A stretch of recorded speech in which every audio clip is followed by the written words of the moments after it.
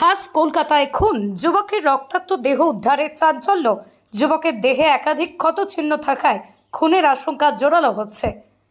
খাস কলকাতায় যুবক খুন, ওয়েস্ট মলের পিছন দিকের বাড়ি থেকে যুবকের দেহ উদ্ধারে চাঞ্চল্য।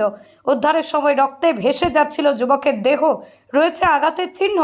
ওই যুবককে খুন করা হতে পারে বলে প্রাথমিকভাবে মনে করা হচ্ছে।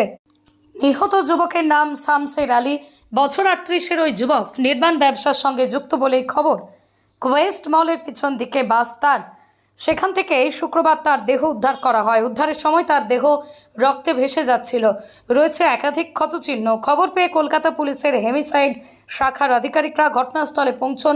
দেহ উদ্ধার করে ময়নাতদন্তে পাঠানো হয়েছে। খুন নাকি আত্মহত্যা করেছেন ওই যুবক, তা নিয়ে তৈরি হয়েছে ধোঁয়াশা। তবে ক্ষতচিহ্ন দেখে প্রাথমিকভাবে মনে করা হচ্ছে খুন করা হয়েছে তাকে। কে বা কারা খুন করেছে তাকে তা এখনও স্পষ্ট নয়।